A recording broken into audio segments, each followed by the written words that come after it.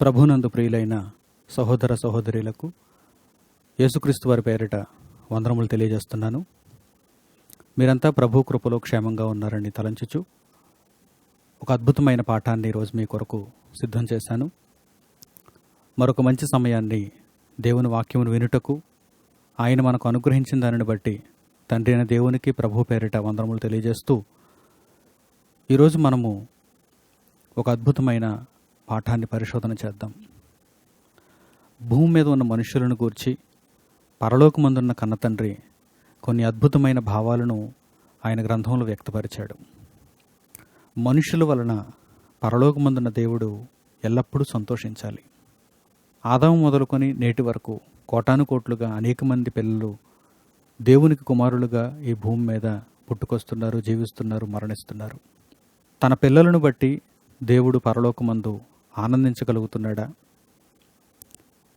ఆదాము, ఆ తరువాత కయ్యేను, హేబెలు, వారి నుండి పుట్టినటువంటి మనుష్య జాతి కొంతకాలానికే నోవహు జలప్రళయాన్ని మనం చూస్తున్నప్పుడు మనుషుల వలన దేవునికి ఏమాత్రం సంతోషం లేనట్టుగా ప్రాచీన కాలం నుండి మనకు గ్రంథం సెలవిస్తుంది.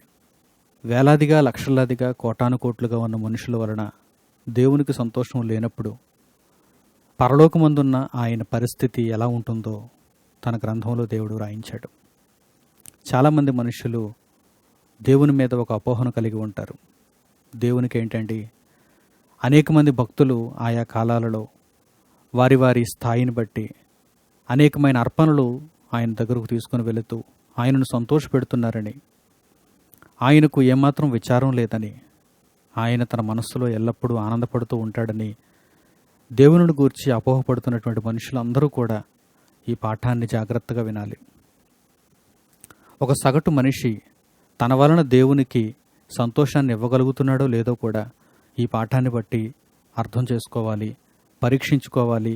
తరువాత తన జీవన ప్రవృత్తిని మార్చుకొని దేవునిని సంతోషపెట్టేవాడుగా మారాలి. ప్రియులారా, దేవునిని ఒకవేళ మనిషి ఆనందింపచేయలేకపోతే చివరకు ఆ మనిషి శిక్షాపాత్రుడవుతాడు.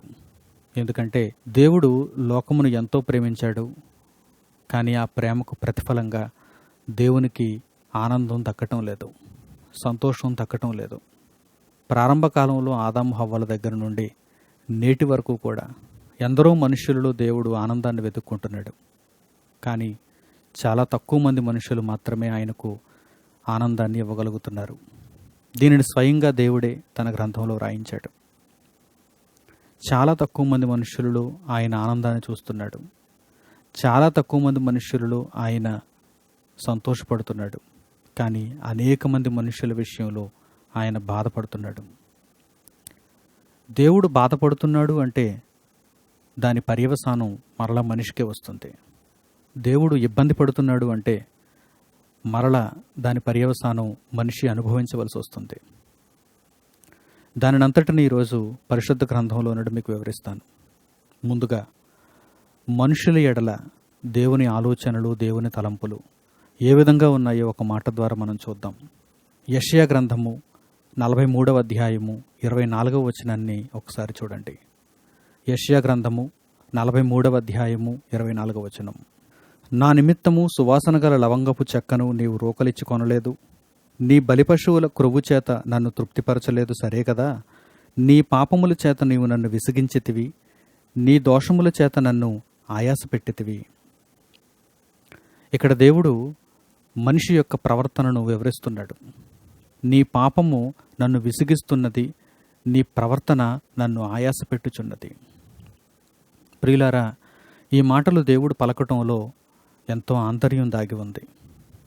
కోటానుకోట్లుగా ఉన్న మనుషులు దేవునికి ఏదో అర్పణిస్తున్నాం, దేవునిని సంతోషపెడుతున్నాం, దేవునికి సంబరం చేస్తున్నాం, దేవునికి పండుగ ఆచరిస్తున్నాం అని వారికి వారే సరిపెట్టుకుంటున్నారు తప్ప పరలోకమందున్న కన్న తండ్రి మనుషుల ఎడల ఎటువంటి ఆలోచనలు కలిగి ఉన్నాడో ఒక్కసారి జ్ఞాపకం చేసుకోగలిగితే మనిషి పాపమును బట్టి ఆయన విసిగిపోతున్నాడు, మనిషి యొక్క ప్రవర్తనను బట్టి ఆయన ఆయాసపడుతున్నాడు.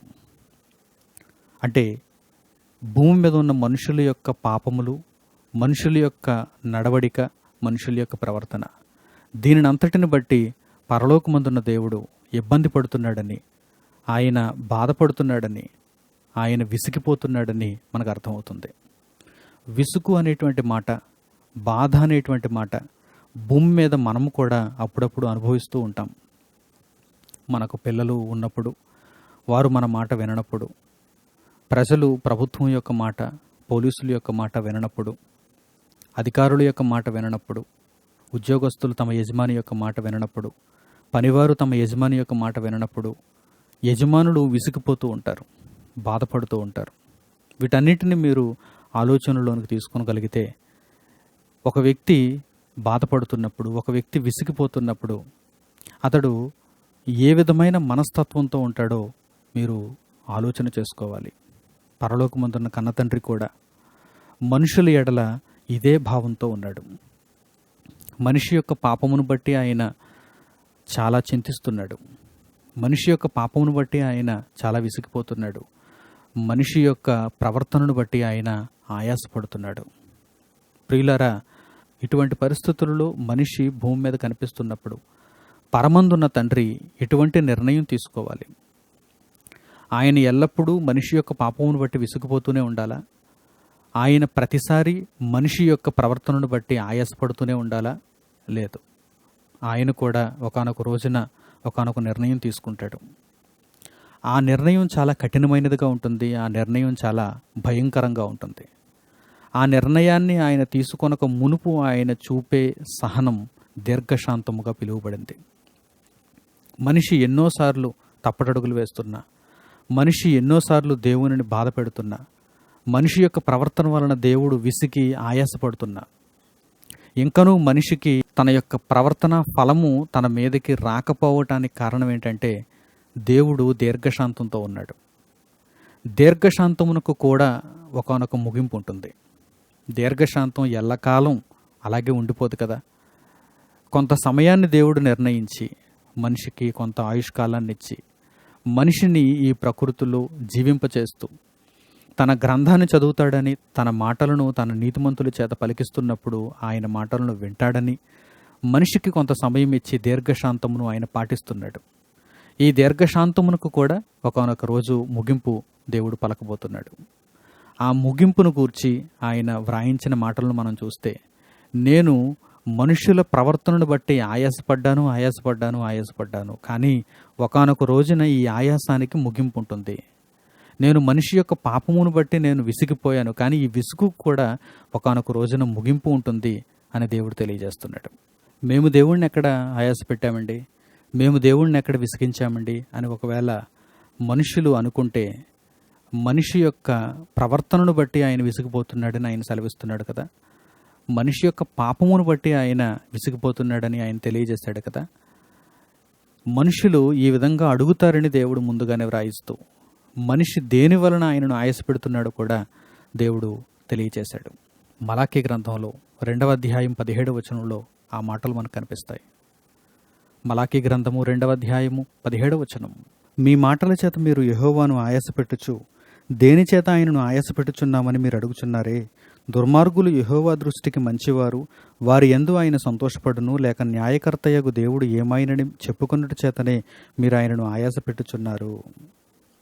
ఈ మాటలను జాగ్రత్తగా మనం ఆలోచన చేస్తే, మనుషులు దేవుణ్ణి ఎదురు ప్రశ్నిస్తున్నారు. నిన్ను దేనిని బట్టి మేము ఆయాసపెడుతున్నాం? మా ప్రవర్తనను బట్టి నీవు ఆయాసపడిపోతున్నావా? మా పాపములను బట్టి నీవు విసిగిపోతున్నావా?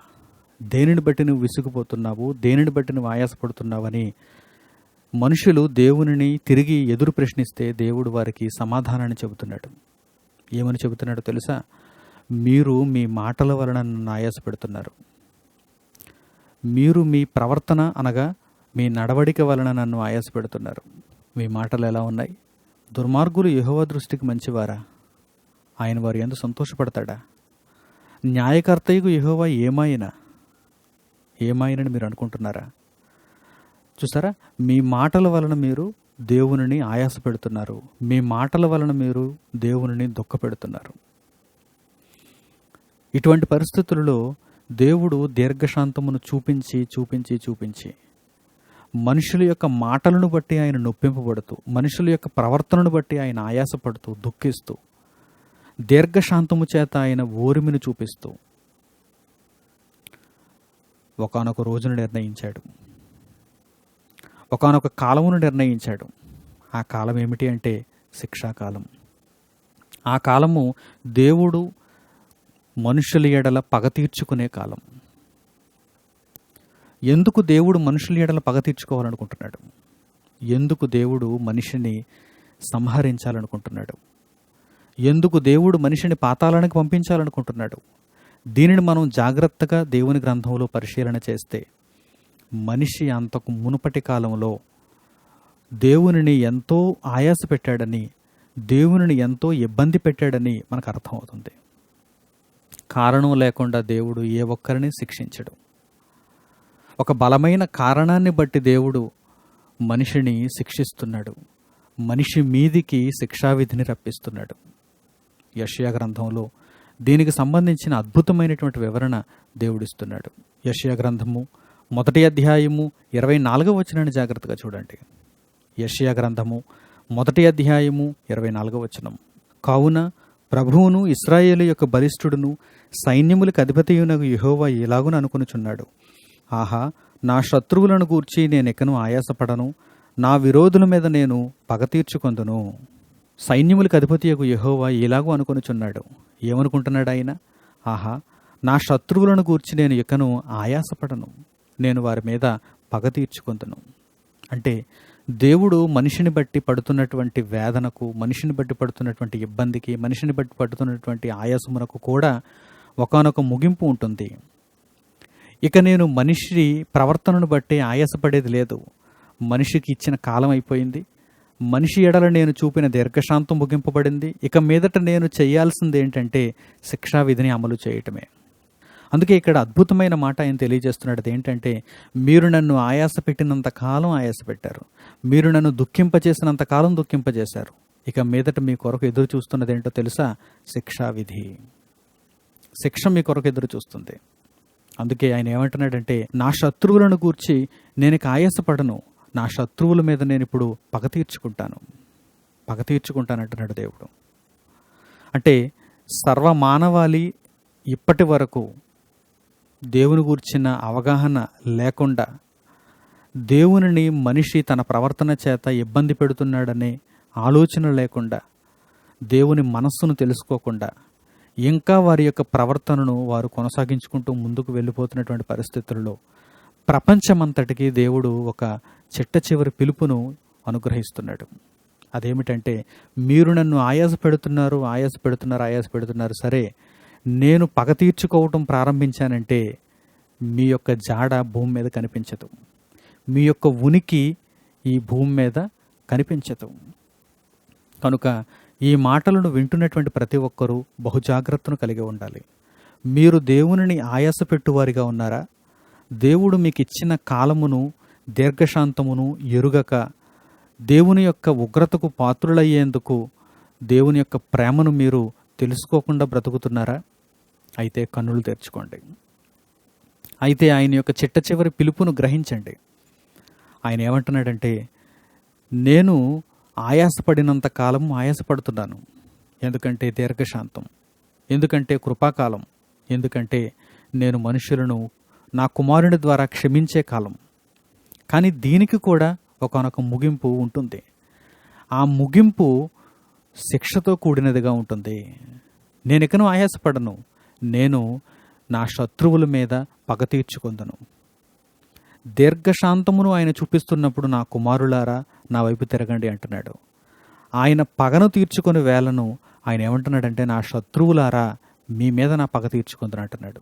అంటే కుమారులు ఏమైపోయారన్నమాట? శత్రువులుగా మారిపోయారు. ఇంతటి పరిస్థితి ఎవరు తమ జీవితాలలో దేవుని ఎడల తెచ్చుకుంటారో వారంతా దేవుని యొక్క శిక్షకు పాత్రులైపోతారు.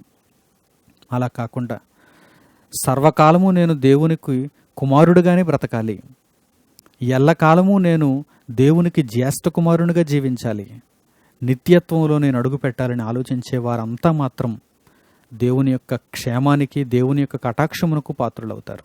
యెహెజ్కేలు గ్రంథము 16వ అధ్యాయము 42-43 వచనాలు చూడగలిగితే, అక్కడ ఇశ్రాయేలీయులు చేసినటువంటి దోషమును బట్టి దేవుడు వారి మీదకి శిక్షను రప్పించే కాలమును పరిచయం చేస్తున్నాడు. యెహెజ్కేలు గ్రంథము 16వ అధ్యాయము 42-43 వచనములను జాగ్రత్తగా చూడండి. ఈ విధముగా నీ మీదనున్న నా క్రోధమును చల్లార్చుకొందును, నా రోషము నీ ఎడల మానిపోవును.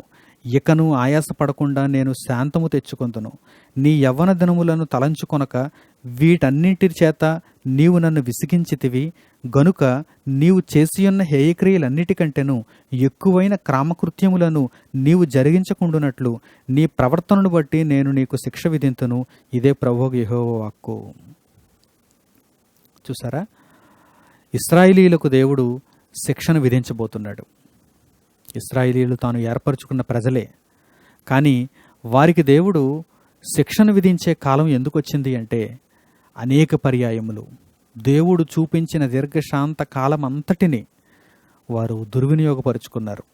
దేవుని వైపు వారి జీవితాలను త్రిప్పుకోకుండా, దేవుని కొరకు బ్రతికే ఆలోచనలను వారు కలిగి ఉండకుండా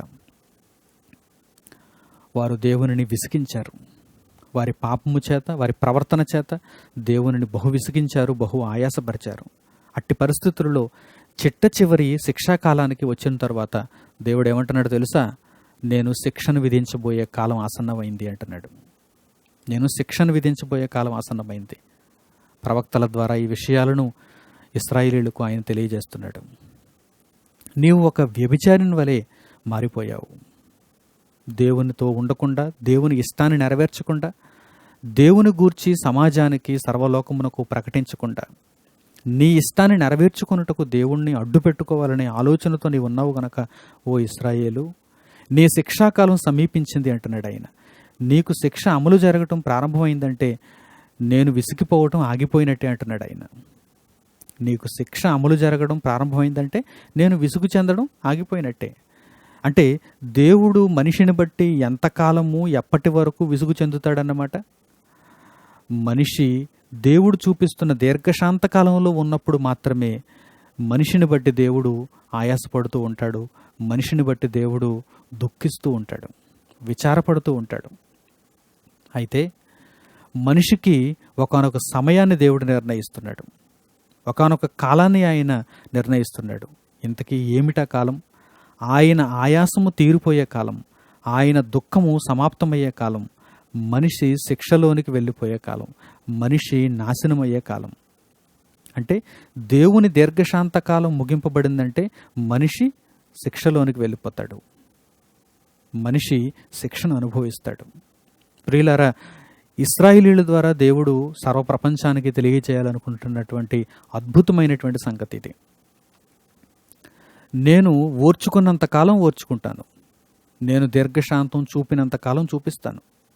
నేను దీర్ఘశాంతం చూపే కాలంలో మనిషి ఏమనుకుంటాడు? మనిషి తాను చేస్తున్నటువంటి ప్రవర్తనకు తగిన శిక్ష దేవుని దగ్గర నుంచి రావటం లేదని, దేవుడు చాలా సంతోషంగా ఉండి ఉంటాడని, మనిషి అర్పిస్తున్నటువంటి అర్పణలన్నిటినీ దేవుడు స్వీకరిస్తున్నాడేమో అని అనుకుంటూ తన కాలాన్ని వృధాగా గడుపుతున్నాడు. కానీ జరుగుతున్న రియాలిటీ ఏంటంటే, భూమి మీద ఉన్న మనిషిని బట్టి దేవుడు చాలా ఆయాసపడుతున్నాడు, చాలా దుఃఖిస్తున్నాడు. ఇక ఆయన చిట్ట చివరిగా ఒక నిర్ణయానికి వచ్చేస్తున్నాడు. ఆ నిర్ణయం ఏంటంటే, ఇచ్చిన దీర్ఘశాంత కాలం చాలు, నేను ఓర్మి పట్టిన కాలం సరిపోతుంది. ఇక మీదట మనిషికి నేను ఇవ్వాల్సింది కాలం కాదు, ఇక మీదట నేను మనిషికి చూపించాల్సింది దీర్ఘశాంతం కాదు, శిక్షావిధి. అందుకే ఇశ్రాయేలీయుల ఎడల ముందుగా మనకు ఒక దృష్టాంతంగా ఆయన నేర్పిస్తూ ఏమంటున్నాడు తెలుసా? నేను శిక్ష విధింపబోయే కాలం ఆసన్నమైపోయింది. ఇక మీదట నేను ఆయాసపడే పరిస్థితి ఉండదు, ఇక మీదట నేను విసిగిపోయే పరిస్థితి ఉండదు. నేను నా క్రోధమునంతటిని, నా రోషమునంతటిని నీ ఎడల తీర్చుకున్న తర్వాత ధర్మమును నేను జరిగిస్తానంటున్నాడు దేవుడు. ప్రియమైన దేవుని పిల్లలారా, మీ ఆలోచనల్లో దేవుణ్ణి ఏ విధంగా మీరు భావిస్తున్నారో నాకైతే తెలియదు, కానీ పరలోకమందున్న మీ తండ్రి మిమ్మును బట్టి సంతోషిస్తున్నాడా? సరే, పరలోకమందున్న కన్న తండ్రి మిమ్మును బట్టి ఆయాసపడుతున్నాడా? చాలా జాగ్రత్తగా మీరు ఆలోచన చేయాలి. ఈ పాఠాన్ని చాలా జాగ్రత్తగా మీరు వినాలి. నిరంతరము మీ యొక్క ప్రవర్తనను బట్టి ఆయనను సంతోషింప చేయటానికి మీరు ఆలోచన చేయాలి తప్ప, మీ ప్రవర్తనను బట్టి ఆయన విసుగుపోతున్నాడేమో, మీ ఆలోచన విధానాన్ని బట్టి, మీ మాటలను బట్టి ఆయన ఆయాసపడుతున్నాడేమో, ఒక్కసారి ఎప్పుడైనా గమనించుకున్నారా? ఆలోచన చేశారా? ప్రార్థించారా? మన పూర్వీకుడైన ఒక మంచి నీతిమంతుడు దావీదు. ఈ దావీదు తన ప్రార్థనలో దేవుణ్ణి ఏం కోరుకుంటున్నాడో తెలుసా? ఇదే విషయాన్ని కోరుకుంటున్నాడు. కన్న తండ్రి అయిన దేవా, నా ఆలోచనలలో కానీ, నా తలంపులలో కానీ, నా మాటలలో కానీ నిన్ను ఆయాసపరిచే విషయం ఏదైనా ఉన్నదేమో ఒక్కసారి పరీక్షించి చూడు అంటున్నాడు.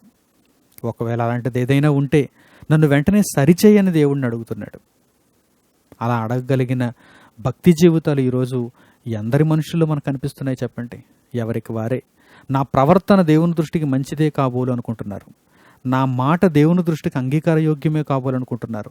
నా జీవితం వలన దేవుడు చాలా సంతోషిస్తున్నాడేమో అనే మేకపోతు గాంభీర్యాన్ని ప్రదర్శిస్తూ తమ జీవితాలలో మార్పు లేని వారై ముందు కొనసాగిపోతున్నారు. అట్టి జీవితాలు దేవునికి ఎటువంటి లాభాన్ని చేకూర్చలేవు. ఒకానొక దినాన శిక్షకు లోనైపోతాయి. కనుక ప్రియమైన దేవుని పిల్లలారా, జాగ్రత్తగా ఆలోచన చేయండి. దావీదు తన ప్రార్థనలో దేవునిని అడుగుతున్నటువంటి ఈ కోరికను బట్టి ఒక్కసారి మనం మన కన్నులారా వాక్యాన్ని చూచి చెవులారా దానిని విని హృదయంతో గ్రహించినట్లుగా ప్రయత్నం చేద్దాం. కీర్తనల గ్రంథము 139వ అధ్యాయము 23-24 వచనాలను జాగ్రత్తగా చూడండి. కీర్తనల గ్రంథము 139వ అధ్యాయము 23-24 వచనములు. దేవా, నన్ను పరిశోధించి నా హృదయమును తెలుసుకొనుము, నన్ను పరీక్షించి నా ఆలోచనలను తెలుసుకొనుము. నీకు ఆయాసకరమైన మార్గము నా యందున్నదేమో చూడుము, నిత్య మార్గమున నన్ను నడిపింపుము. చూసారా, తన ప్రార్థనలో ఎంత చక్కని మాటను దావీదు దేవుణ్ణి అడుగుతున్నాడో చూడండి. దావీదుకు ఏమాత్రం అహంభావం లేదు. నేను రాజును కదా, దేవుని ఎడల నేను ఇష్టానుసారుడునిగా ప్రవర్తిస్తున్నాను కదా అని ఏమాత్రం అతడు తన యొక్క అహమును బట్టి విర్రవీగిపోకుండా దేవుని ఏమని కోరుకుంటున్నాడో చూడండి. అనుక్షణం నీవు నా ఆలోచనలను పరిశోధించాలి, అనుక్షణం నీవు నా ఆలోచనలను పరీక్షించాలి. నా కన్న తండ్రి, నా దేవ, నా తలంపులను ఒక్కసారి నీవు పరిశోధన చేస్తే అందులో ఏదైనా నీకు ఆయాసకరమైనది ఉంటే దానిని వెంటనే తొలగించుకునేలా నాకు సిద్ధ మనసును అనుగ్రహించు అని దావీదు దేవునిని అడుగుతున్నట్టుగా ఈ సందర్భంలో మనకు కనిపిస్తుంది. నన్ను పరిశోధించి నా హృదయమును తెలుసుకొనుము, నన్ను పరీక్షించి నా ఆలోచనలను తెలుసుకొనుము. నీకు ఆయాసకరమైన మార్గము నా యందున్నదేమో ఒక్కసారి పరీక్షించి చూడుము అని దావీదు దేవుణ్ణి అడుగుతున్నాడు. ప్రియులారా, మన అనుదిన ప్రార్థనల్లో, మన అనుదిన భక్తి జీవితంలో, మన అనుదిన ఆలోచనల్లో ఎల్లప్పుడూ ఇదే భావాన్ని మనం కలిగి ఉండాలి. ఎందుకంటే ఒకవేళ మనలో దేవునిని ఆయాసపరిచే లక్షణం ఏదైనా ఉంటే అది చివరకు శిక్షావిధికి దారితీస్తుంది, ఉగ్రతకు దారితీస్తుందే తప్ప నిత్య జీవానికి దారితీయదు. కనుక నిత్య మార్గంలో మనం నడవాలంటే ఎల్లప్పుడూ దేవునిని కోరుకోవలసిన విధానం ఏంటి? నేను దేవునిని సంతోషపెడుతున్నానా లేక ఆయాసపెడుతున్నానా? నా వలన దేవుడు ఆనందిస్తున్నాడా లేక ఆయాసపడుతున్నాడా? దీనిని ఎల్లప్పుడూ మనం ఆలోచన చేసుకోవాలి. మన వలన దేవుడు ఆనందపడితే అంతకంటే గొప్ప భాగ్యం ఈ ప్రపంచంలో ఏదీ లేదు. కోటాను కోట్ల రూపాయల ఆస్తి కాదు మన భాగ్యం. మనమేదో సంపాదించి ఒక అధికారపీఠం మీద కూర్చోవటమో, మనకేదో మనం ఆపాదించుకొని దాని వలన మనం సంతోషం పొందడమో, ఇది కాదండి భాగ్యం అంటే. అసలైన భాగ్యం ఏంటో చెప్పమంటారా? మనలను బట్టి దేవుడు తన ఆలయంలో ఆనందించడం, మనలను చూచుకున్న మన కన్న తండ్రి మనలను బట్టి మనకు జీవితాన్ని ఇచ్చినందుకు, మనకు బ్రతుకునిచ్చినందుకు మనలను బట్టి మన కన్న తండ్రి సంతోషించడం. ఇదిగో ఈ కుమారుని బట్టి నేను సంతోషిస్తున్నాను, ఈ కుమార్తెను బట్టి నేను ఆనందిస్తున్నాను అనే పరమందున్న తండ్రి చెప్పగలిగిన పరిస్థితులు ఉన్నాయా? అలా ఆయన చెప్పగలిగితే నిజంగా చాలా ధన్యకరమైన జీవితం. కనుక అలాంటి పరిస్థితులలో నిరంతరం మనం నడవాలంటే ముందుగా తగు జాగ్రత్తలు మనం తీసుకోవాలి. ముందుగా తగిన ఆలోచనలను మనం కలిగి ఉండాలి. అహంభావంతో విర్రవీగుతూ ముందుకు వెళ్ళిపోవటం వలన ఏమాత్రం ప్రయోజనం లేదు.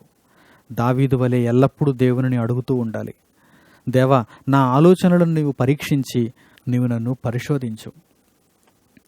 ఒకవేళ నీకు ఆయాసకరమైన మార్గం ఏదైనా నాలో ఉంటే కనుక దానిని ప్రక్షాళన చెయ్యి అని దావీదు దేవుణ్ణి అడుగుతున్నట్టుగా మనకు అర్థమవుతుంది. ప్రియులారా, దేవుని కుమారుడైన యేసుక్రీస్తు లోకంలోనికి వచ్చిన తర్వాత నిరంతరము ఆయన ఆలోచన అంతా ఏ విధంగా ఉందో తెలుసా?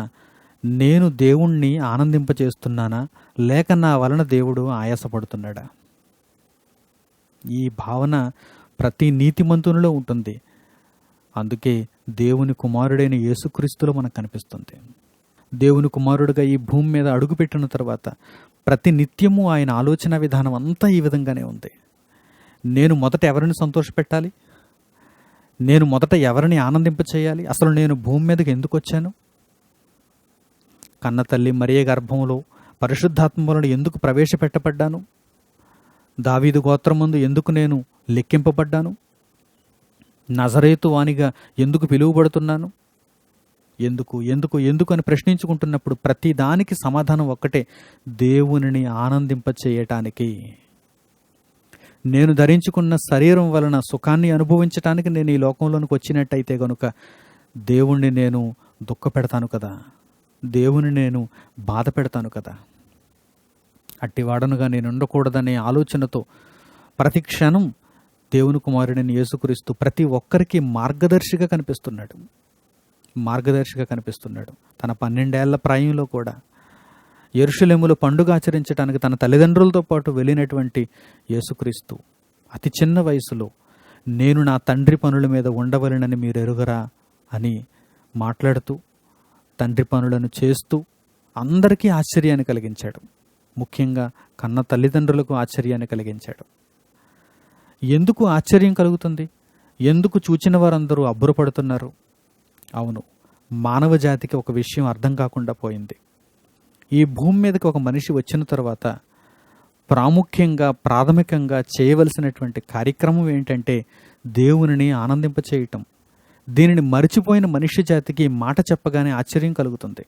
ప్రియమైన దేవుని పిల్లలారా, దేవునిని ఆనందింపచేయటానికే మనిషి ఈ లోకంలోనికి వచ్చాడు.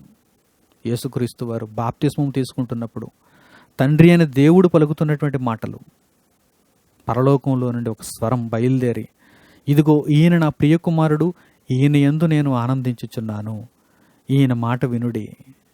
యేసుక్రీస్తు వారు పేతురును, యాకోబును, యోహానును వెంటబెట్టుకొని కొండ మీదకి వెళ్ళి రూపాంతరం పొందేటువంటి సందర్భంలో కూడా పరలోకంలో నుండి ఒక స్వరం వచ్చింది.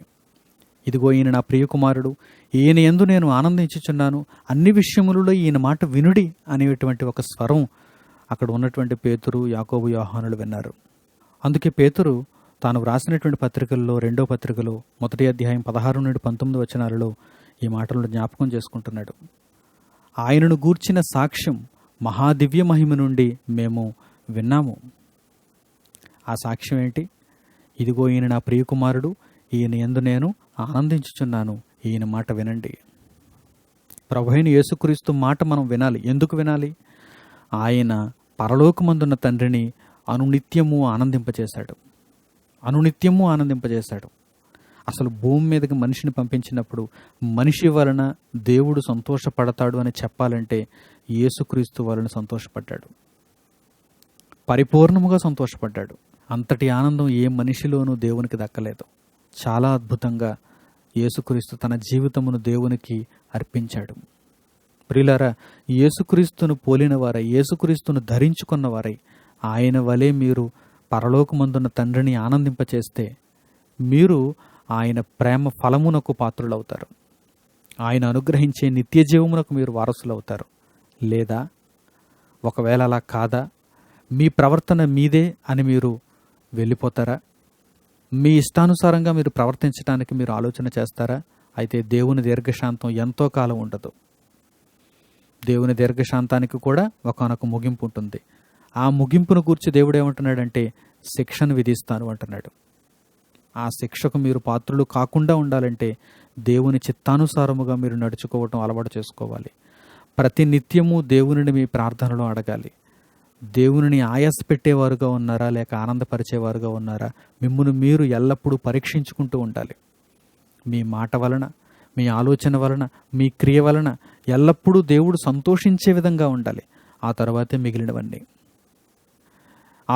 మిగిలిన వారంతా.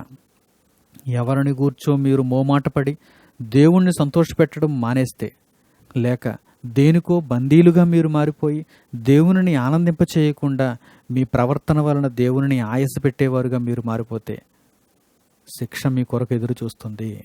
ఈ శిక్ష చాలా భయంకరంగా ఉంటుంది. ఈ శిక్ష నుండి తప్పించే నాథుడు మనకు కనిపించడు. కనుక మనము ఎల్లప్పుడూ దేవునిని ఆనందపరిచే వారముగా ఉండాలి. మనము ఎల్లప్పుడూ మన ప్రవర్తన వలన దేవునిని సంతోషింపచేసే వారముగా ఉండాలి. ఆయన ఆజ్ఞలు నెరవేర్చే వారముగా ఉండాలి. దీన మనస్కులమై ఆయన బలిష్టమైన చేతి క్రింద ఒదిగి జీవిస్తూ దేవుని చిత్తాన్ని నెరవేర్చుచు ఆయన ఇచ్చే గొప్ప బహుమానమును పొందటానికి, విశ్రాంతిలో ప్రవేశించటానికి మనం ఎదురు చూడాలి. లేదా శిక్షాఫలమును పొందటానికి నిర్ణయింపబడతారు. తగిన నిర్ణయం తీసుకోవాలని మిమ్మల్ని అందరినీ ప్రేమపూర్వకంగా కోరుకుంటూ ఈయన మాటలు ముగిస్తున్నాను. తలలు వంచి కండ్లు మూసుకొని ప్రార్థనలో ఏకీభవించండి. మమ్మల్ని మిక్కిలిగా ప్రేమించిన మా కన్న తండ్రి, మీ ఉన్నతమైన ప్రేమకు, మీరు అందించిన ఈ జీవము కలిగిన మాటల కొరకు మీకు వందనములు తెలియజేస్తున్నాము. తండ్రి, మీ మాటలను చదివినప్పుడు, వాటిని విన్నప్పుడు, వాటిని గ్రహించినప్పుడు, వాటి వివరణను మేము తెలుసుకున్నప్పుడు, వాటి ప్రకారము జీవించుటకు ఎల్లప్పుడూ సర్వసిద్ధముగా ఉండాలని తండ్రి తెలుసుకున్నాము. ఈ భూమి మీద మీరు మమ్మను పంపినందుకు మా వలన మీరు అనునిత్యము ఆనందింపవలసిన వారుగా ఉన్నారు. కానీ తండ్రి, మనిషి వలన మీరు ఆనందించలేకపోగా ఆయాసపడుతున్నారు. మనిషి యొక్క పాపమును బట్టి, మనిషి యొక్క ప్రవర్తనను బట్టి ఎల్లప్పుడూ మీరు బాధపడుతున్నారు. నాయన, అట్టి వారముగా మేము ఉండకుండా మా ప్రవర్తన వలన, మా మాట వలన, మా ఆలోచన వలన ఎల్లప్పుడూ మిమ్మల్ని సంతోషింపచేయగలుగుటకు మాకు సహాయము చేయండి. మీ అద్వితీయ కుమారుడైన యేసుక్రీస్తు వారు అనునిత్యము మిమ్మల్ని ఎలాగూ ఆనందింపచేయగలిగారో, ఆయన సారూప్యతలోనికి మారిన మేము అనునిత్యము మిమ్మల్ని ఆనందింపచేయటానికి మాకు సహాయమును అనుగ్రహించండి.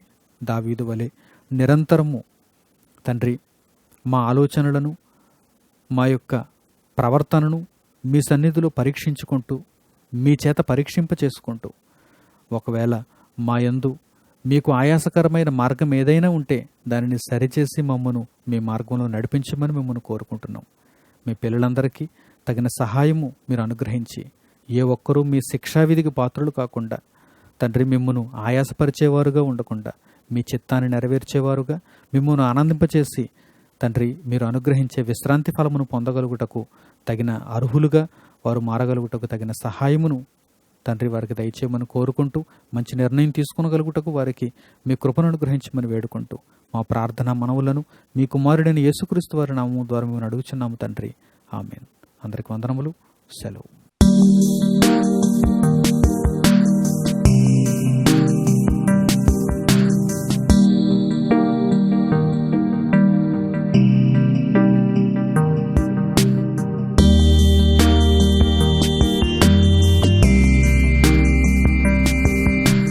సహోదరులు మణికుమార్ గారు ప్రసంగించిన ఎన్నో ఆత్మ సంబంధమైన సంగతులను ఉచితముగా వీక్షించుటకు స్క్రిప్చర్స్ యూనివర్సిటీ మరియు సన్ ఆఫ్ గాడ్ ఆన్లైన్ అనే మా యూట్యూబ్ ఛానల్స్ ను తప్పక దర్శించండి.